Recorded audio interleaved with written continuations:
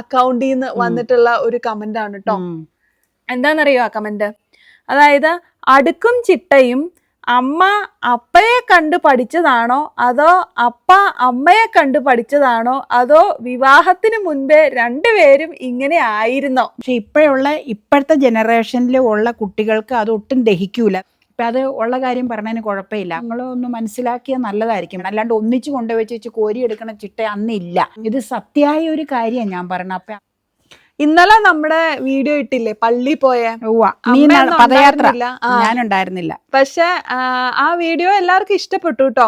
ഒത്തിരി നല്ല കമന്റ്സ് ഉണ്ടായിരുന്നു. ഒരു ആന്റി എഴുതിയിട്ടുണ്ടായിരുന്നു, ഞാന് ക്രിസ്ത്യൻ അല്ല, ഹിന്ദു ആണ്, പള്ളിയിൽ ഇതുവരെ പോയിട്ടില്ല, എങ്കിലും വീഡിയോ എൻജോയ് ചെയ്ത് കണ്ടു മോളെ എന്ന് പറഞ്ഞു. ഒത്തിരി സന്തോഷമുണ്ട് കേട്ടോ അതില്. അതുപോലെ കമന്റ്സ് ഇട്ട എല്ലാവർക്കും ഒരുപാട് സന്തോഷമുണ്ട്.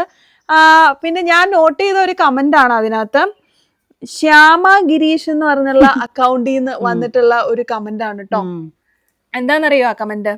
അതായത് അടുക്കും ചിട്ടയും അമ്മ അപ്പയെ കണ്ട് പഠിച്ചതാണോ അതോ അപ്പ അമ്മയെ കണ്ട് പഠിച്ചതാണോ അതോ വിവാഹത്തിന് മുൻപേ രണ്ടുപേരും ഇങ്ങനെ ആയിരുന്നോ?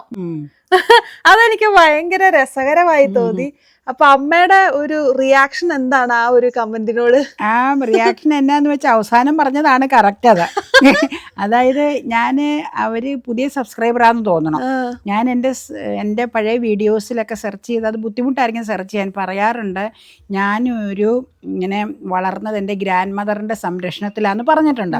അപ്പം അതിൻ്റെ കാരണങ്ങളെല്ലാം അതിലുണ്ട്. അമ്മ മരിച്ചു പോയതുകൊണ്ട് അങ്ങനെയാന്ന് പറഞ്ഞു. അപ്പം ഈ ജനറേഷൻ ഗ്യാപ്പ് ഉണ്ടല്ലോ, സ്വന്തം അമ്മയല്ല ഗ്രാൻഡ് മദറാണ്. അപ്പം അവർക്ക് ഒരുപാട് ചിട്ടവട്ടങ്ങളുണ്ട് അവരുടെ ലൈഫ്. അവർ പക്ഷേ വളരെ പരിമിതമായ സാഹചര്യത്തിൽ പഴയ രീതിയിലുള്ള ജീവിത രീതികൾ നയിച്ചു പോകുന്നവരാണ്. പക്ഷെ എന്നാന്ന് വെച്ച് കഴിഞ്ഞാൽ അതിന് ഒരുപാട് നല്ല ഗുണങ്ങളുണ്ട് അവരിൽ. നല്ല എല്ലാ കാര്യത്തിലും നല്ല ഗുണമുണ്ട്. പക്ഷേ ഇപ്പോഴത്തെ ജനറേഷനിൽ ഉള്ള കുട്ടികൾക്ക് അത് ഒട്ടും ദഹിക്കൂല. അത് ആദ്യമേ ഞാൻ പറയാം. കാരണം ഒരു ഉദാഹരണം പറഞ്ഞാൽ, അവരുടെയൊക്കെ കാലഘട്ടത്തിൽ കിണറ്റിൽ നിന്ന് വെള്ളം കോരുക, 1. 2 അടുപ്പിൽ തീ കത്തിച്ച് ഭക്ഷണം പാചകം ചെയ്യുക, അങ്ങനെയൊക്കെയുള്ള സംഗതികളാണ്. ഞാൻ ആലോചിക്കട്ടെ കേട്ടോ. ഞാൻ 7ാം ക്ലാസ്സിലോട്ട് പഠിക്കുമ്പോഴാണ് ഞങ്ങളുടെ വീട്ടിൽ, എൻ്റെ സ്വന്തം വീട്ടിൽ വാട്ടർ കണക്ഷൻ എന്ന് പറഞ്ഞാൽ കിണറ്റിൽ മോട്ടർ വയ്ക്കണത്. അതുവരെയും വീട്ടിൽ വെള്ളം കോരിയ ഉപയോഗിക്കണത്. അപ്പം ഈ വെള്ളം കോരുകയെന്ന് വെച്ച് കഴിഞ്ഞാൽ അമ്മ പോരുമെന്നല്ല ഉദ്ദേശിച്ച്, അമ്മ വല്യമ്മ ഏജ് ആയതാണ് ഗ്രാൻഡ് മദർ. അപ്പോൾ വീട്ടിൽ അതിനുള്ള സെറ്റപ്പുകളുണ്ടാവും. ഈ കൃഷിവല കുടുംബാകുമ്പോൾ ആൾക്കാരും എല്ലാ വീടുകളിലും ഉണ്ടാവും ഒന്ന് സഹായിക്കാൻ ആൾക്കാരൊക്കെ. അപ്പോൾ അവർ കാലത്തിൽ ഞാൻ എപ്പോഴും ഓർക്കും, അടുക്കളയിൽ നിന്ന് പുറത്തേക്ക് ഇറങ്ങണ ഞങ്ങളുടെ പഴയ വീട്ടിൽ, ഞങ്ങൾ താമസിച്ച വീട്ടിൽ അടുക്കളയിൽ നിന്ന് പുറത്തേക്ക് ഇറങ്ങണത് ഒരു ഇറയാണ്. ആ ഇറയത്തിങ്ങനെ അലൂമിനിയം കലത്തിൽ ചാരയിട്ട് കാലത്തെ നല്ല ഭംഗിയായിട്ട് വെളുക്ക തേപ്പിച്ചേച്ച് അത് വന്നവരത് ചെയ്ത് വെക്കും. എന്നിട്ട് തേപ്പിച്ചേച്ച് അതിലെല്ലാം അവർ പോകുന്നതിന് മുമ്പേ കലത്തിലെല്ലാം വെള്ളം കോരി, എങ്ങനെയാണെന്നറിയാമോ, ഒരു കലം ഇങ്ങനെ ഏറ്റവും അടിയിലൊരു കലം വെച്ചാൽ അതിൻ്റെ മീതെ അതിന് പാകമുള്ളൊരു കലം വെച്ച് ഇങ്ങനെ അടപ്പുകളോടുകൂടി അടച്ചടച്ച് വെക്കും. അത് ഒരു കലത്തിന് വെക്കുന്ന അടപ്പ് തന്നെയായിരിക്കണം ആ കലത്തിലിരിക്കുന്നത്, അല്ലെങ്കിൽ അമ്മയ്ക്ക് ഇഷ്ടപ്പെടില്ല. അപ്പം ഞാനിങ്ങനെ ഒരുപാട് അങ്ങനെ സംഗതികൾ, ഒരു ചെറിയൊരു ഉദാഹരണം പറഞ്ഞാട്ടോ. അന്ന് മോട്ടർ ഇല്ലയെന്ന് വിചാരിക്കണം. ഞാൻ 7ാം ക്ലാസ്സിൽ പഠിക്കുമ്പോഴാണ് മോട്ടർ വെച്ചത് എൻ്റെ വീട്ടിൽ, കിണറ്റിൽ നിന്ന് മോട്ടർ അടിക്കാനായിട്ട്. അപ്പം പിന്നെ ബാത്റൂമിലാണെങ്കിൽ എങ്ങനെയാണെന്ന് വെച്ചാൽ വലിയ കുട്ടലം പോലെ സാധനം കൊണ്ടുപോയി വെച്ച് അതിൽ വെള്ളം ശേഖരിച്ച് വെച്ചേക്കോ. കാരണം അതിൽ തീർന്നാൽ പിന്നെ അങ്ങോട്ട് പുറത്തോടെ കൊണ്ടുപോകണം, അകത്തല്ലേ ബാത്റൂം. അപ്പം പുറത്തേക്കൊരു വാതിലുണ്ട്, അതിൽ നിന്ന് കയറ്റി വെള്ളം അകത്ത് കൊണ്ടുവരാൻ അമ്മ പ്രായമായില്ല. അപ്പം കുട്ടലം പോലെ പൊക്കമുള്ള 2 സാധനമുണ്ട്, ഒന്ന് മണ്ണിൻ്റെയാണ് ഒന്ന് ചെമ്പിൻ്റെയാണ്. അപ്പം അതിൽ 2ലും നിറച്ച് വെള്ളം സ്റ്റോർ ചെയ്ത് വെക്കും. എന്നിട്ടൊരു പ്ലാസ്റ്റിക് കപ്പ് അതിലിട്ടേക്കും. അപ്പം അമ്മയ്ക്ക് ആ കപ്പ് വെള്ളത്തിലിടാൻ പാടില്ല, കമത്തി വെച്ചോളണം കപ്പ് അതിൽ. അല്ലെങ്കിൽ പ്ലാസ്റ്റിക് കപ്പ് ആകുമ്പോൾ അതിൽ ഇങ്ങനെ, അതെ എനിക്കും ഇഷ്ടമല്ല, പായല് പോലെ ഞോള പിടിച്ച്, ഞാൻ എൻ്റെ ഭാഷ പറഞ്ഞ അത് തന്നെ വഴുവഴുപ്പാണ് നല്ല ഭാഷ.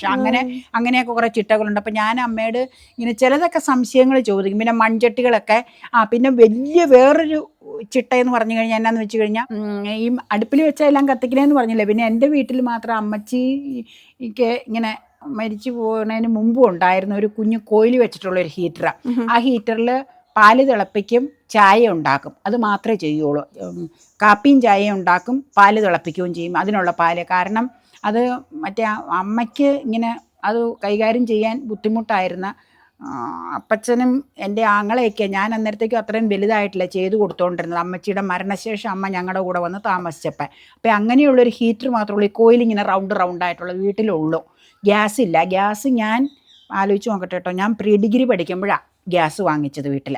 അപ്പം അത് ഉള്ള കാര്യം പറഞ്ഞതിന് കുഴപ്പമില്ല. അപ്പം അമ്മയുടെ വേറൊരു ചിട്ട, ഗ്യാസ് മേടിച്ചപ്പോഴും ആദ്യം ഉപയോഗിക്കാൻ അമ്മയ്ക്ക് പേടിയായിരുന്നു. അത്ര ഏജായ ആളല്ലേ അമ്മ. അത് നിങ്ങളൊന്ന് മനസ്സിലാക്കിയാൽ നല്ലതായിരിക്കും. പുതിയ ജനറേഷന് ഇത് പറയണത് ഒട്ടും ഇഷ്ടപ്പെടില്ല. പക്ഷേ അത് പിന്നെ അപ്പച്ചൻ കാണിച്ചു കൊടുക്കും.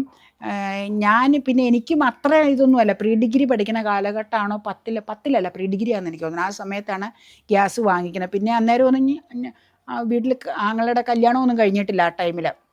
അത് കഴിഞ്ഞിട്ട് പിന്നെ അമ്മേനെ ഇളയ ചാച്ചൻ്റെ കുഞ്ഞുമ്മ കാണിച്ചു കൊടുക്കും. അവിടെ എല്ലാം കൂടെ ഒന്നിച്ചാണ് ഗ്യാസ് എടുത്തത്. അപ്പം അങ്ങനെ ഒരുപാട് ഇതുണ്ട്. അപ്പം അമ്മയ്ക്ക് ഈ ചീനിച്ചട്ടി, മൺചട്ടി ഇതെല്ലാം കഴുകി കഴിഞ്ഞാൽ ഇങ്ങനെ വേലി കാണിക്കാൻ പറ്റുമെങ്കിൽ മുറ്റത്ത് ചുമ്മാ കമത്തി വെച്ച് ഉണക്കണം. അതൊക്കെ ഞാനിപ്പോൾ പാത്രങ്ങൾ ഇങ്ങനെ ഉണക്കണം. പിന്നെ മൺചട്ടികളൊക്കെ പൂപ്പിൽ വരാതെ വൃത്തിയാക്കണം. എന്നിട്ട് സ്ഥിരം മൺചട്ടിയിലൊക്കെ ആണല്ലോ അടുപ്പത്ത് വെച്ചുണ്ടാക്കണം. അതെല്ലാം ഉണക്കി വെച്ചാണ് എലിമാമ വീട്ടിൽ പോകണം. വൈകുന്നേരം ആവും പോകുമ്പോൾ. അത് വീടിൻ്റെ അടുത്ത് തന്നെ താമസിക്കുന്നതുകൊണ്ട് ചിലപ്പോൾ വൈകുന്നേരം വന്നെന്നും ഇരിക്കും. അപ്പോൾ ഈ വെള്ളമൊക്കെ കോരി ഇങ്ങനെ അടുക്കി വെക്കും. അപ്പോൾ അമ്മ എന്നോട് പറയും, ഒരു കലത്തിലെ വെള്ളം നമ്മൾ ഉപയോഗിച്ച് തീർന്നതിന് ശേഷം അടുത്ത കലത്തിലെ വെള്ളം എടുക്കണമെന്ന്. വെള്ളം ഇല്ലെന്നല്ല, ഇങ്ങനെ ടാപ്പില്ല. അപ്പം അത് കാരണം എല്ലാത്തിലോട്ട് കുത്തി കലക്കരുതെന്ന് എപ്പോഴും പറഞ്ഞു തരും. അപ്പോൾ അതിനെ ഒരു ഗ്ലാസ്സോ എന്തെങ്കിലും അമ്മയോടെ വെച്ചേക്കും. അതിൽ നമുക്ക് ആവശ്യത്തിന് കോരിയെടുക്കാം. പിന്നെ അടുക്കളയിൽ ഇങ്ങനെ നീളത്തിലുള്ളൊരു അടുക്കളയാണ്. അടുക്കളയിൽ 1-2 പാത്രത്തിലെ വെള്ളം ശേഖരിച്ച് അമ്മ വെപ്പിക്കുള്ളൂ. അതിലൊക്കെ വെള്ളം വീണ ഈ ഞാൻ പറഞ്ഞില്ലേ നീളത്തിലുള്ളൊരു അടുക്കള, അത്ര സൗകര്യമുള്ള ഇതൊന്നും ആയിരിക്കുമല്ലോ അന്നത്തെ കാലഘട്ടം. പിന്നെ ഏറ്റവും വലിയ എനിക്ക് മറക്കാൻ പറ്റില്ലാത്തൊരു ഇതെന്നാന്ന് വെച്ച് കഴിഞ്ഞാൽ ഒരുപാട് സൂക്ഷിക്കുന്ന കാര്യങ്ങളുണ്ട്. അത് ഞാനൊരു ഇൻഫ്ലുവൻസ് ചെയ്ത ലേഡിയുടെ അതിൽ പറഞ്ഞിട്ടുണ്ട്. അത് ഞാനത് പറയണില്ല. അമ്മ എല്ലാ ദിവസവും സന്ധ്യയ്ക്ക് വൈകിട്ട് ഞങ്ങളുടെ വീട്ടിലൊരു 8 മണിയാകുമ്പോൾ പ്രാർത്ഥിക്കും. അത് കഴിയുമ്പോൾ പ്രാർത്ഥന കഴിയുമ്പോൾ ഊണ് കഴിക്കും.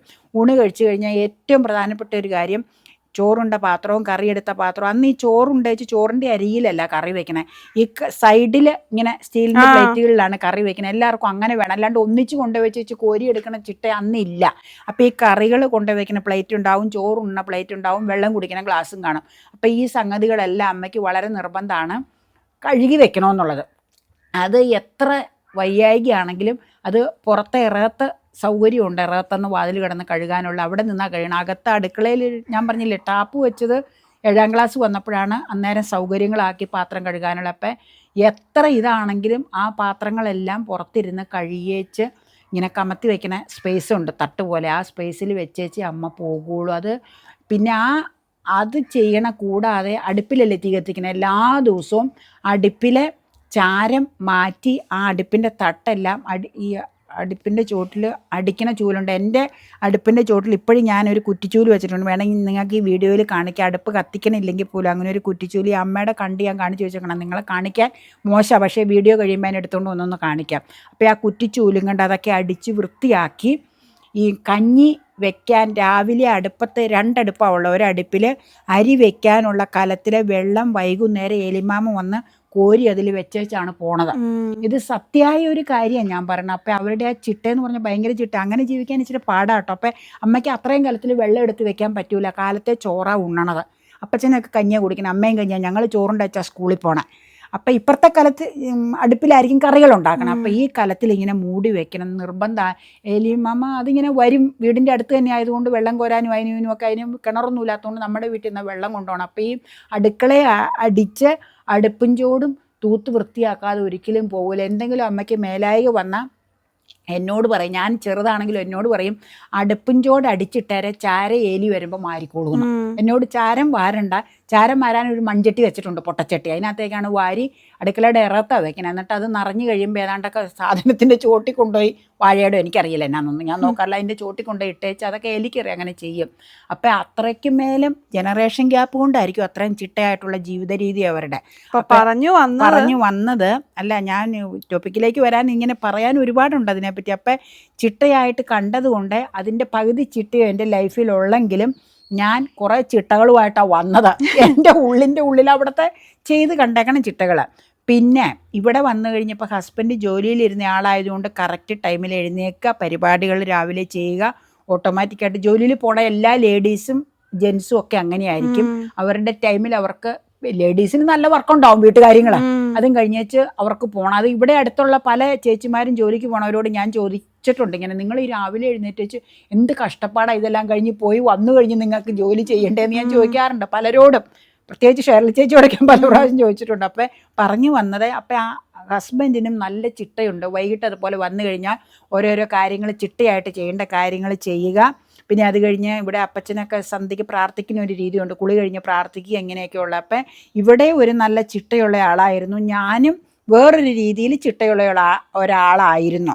ഇവിടെ വന്ന ചിട്ട കൂടുതലൊന്നും എനിക്ക് ഉണ്ടായിട്ടില്ല, പക്ഷേ കുറച്ച് കാര്യങ്ങളൊക്കെ ഇവിടുന്ന് പഠിക്കാൻ പറ്റിയിട്ടുണ്ട്, അത് പറയണമല്ലോ. പിന്നെ ഞാൻ എൻ്റെ വീട്ടിലൊക്കെ പുറത്തു പോയി കാര്യങ്ങളൊന്നും നടത്താൻ അങ്ങനെ ചെയ്യിച്ചിട്ടില്ല, അപ്പച്ചനാണ് ചെയ്തുകൊണ്ടിരുന്നത്. അപ്പച്ചൻ അത്രയ്ക്ക് പ്രായമൊന്നും ഇല്ലാത്ത ആളായതുകൊണ്ട് എല്ലാ കാര്യങ്ങളും അങ്ങനെ. ഇവിടെ വന്നപ്പോൾ പിന്നെ കുറച്ച് അത് പല വീഡിയോയിലും ഞാൻ പറഞ്ഞിട്ടുണ്ട്, കുറച്ച് ഹസ്ബൻഡ് ജോലിയിൽ പോണ ആളായിരുന്നുകൊണ്ട് സാറ്റർഡേയും അവർക്ക് വർക്കിംഗ് ആയിരുന്നു. അപ്പം അങ്ങനെ പോണ ആളായിരുന്നുകൊണ്ട് ഒരുപാട് കാര്യങ്ങൾ എന്നെ ഏർപ്പെടുത്തിയത് കൊണ്ട് അങ്ങനെ പൊതുകേന്ദ്രങ്ങളിലൊക്കെ ഞാൻ പോയി തുടങ്ങി, പൊതുകേന്ദ്രങ്ങളുമായിട്ട് ബന്ധപ്പെട്ട് വരുന്നു. അപ്പം ചിട്ടയായ ജീവിതം രണ്ടു പേർക്കും രണ്ട് രീതിയിലുള്ള ചിട്ടയായിരുന്നെന്ന് മാത്രം. പിന്നെ ഇപ്പം അത്രയ്ക്ക് ചിട്ടയെന്നൊന്നും പറയാൻ പറ്റില്ല, ശാരീരിക ചില അസ്വസ്ഥതകളൊക്കെ വരുമ്പോൾ ഇച്ചിരിയൊക്കെ അലമ്പായിട്ടൊക്കെ കിടക്കൂട്ടോ. അത്രയ്ക്ക് ഓർഡറിലൊന്നും വിചാരിച്ച പോലെ ചിലപ്പോൾ എല്ലാം നടന്നു പോണില്ല. അപ്പം അങ്ങനെയൊക്കെയാണ് ഇതിനുള്ള മറുപടി. മാനേജബിൾ ആണ്. മാനേജബിൾ അല്ല, എന്തെങ്കിലും അവിടെ എടുത്തേച്ച് ഇവിടെ ഇട്ട് കഴിഞ്ഞാൽ ഞാൻ പറയും ഇത് പാടില്ല, അവിടെ തന്നെ കൊണ്ട് വെച്ചോളണം. അങ്ങനെയൊക്കെ ചില ഓർഡർ എനിക്ക് ചിട്ടയും കൂടിയപ്പോ ചിട്ടയല്ലാതായി മാറി. അതെ, അല്ലാതായി മാറി. അപ്പം എനിക്കിപ്പോഴും ചില സംഗതികൾ എൻ്റെ വീക്ക്നെസ് കൊണ്ട് മേലായ്കളൊക്കെ കൊണ്ടുവരുമ്പോൾ നമുക്ക് പറ്റിയ രീതിയിൽ ചിലപ്പോൾ വർക്ക് ഏരിയ കിടക്കേണ്ടത് അടുക്കളയിലിരിക്കുന്ന വർക്ക് ഏരിയയിൽ ഇരുന്ന് കഴിഞ്ഞാൽ എനിക്കത് ഇഷ്ടമല്ല. ഇവിടെ വരെ വന്ന പുള്ളിക്കാരത്തി എന്നോട് ചേച്ചിയുടെ കത്തിയിരിക്കണം ഇന്ന സ്ഥാനത്ത്, അവർക്ക് അറിയാതെ. അപ്പം ഈ ഇത് പഠിച്ചത് കൊണ്ട് അങ്ങനെ ഇങ്ങനെ വന്നു എന്ന് പറഞ്ഞു. അപ്പം അതിനുള്ള മറുപടി ഇച്ചിരി ഏറിപ്പോയി കേട്ടോ പറഞ്ഞതാ, ക്ഷമിക്കുക.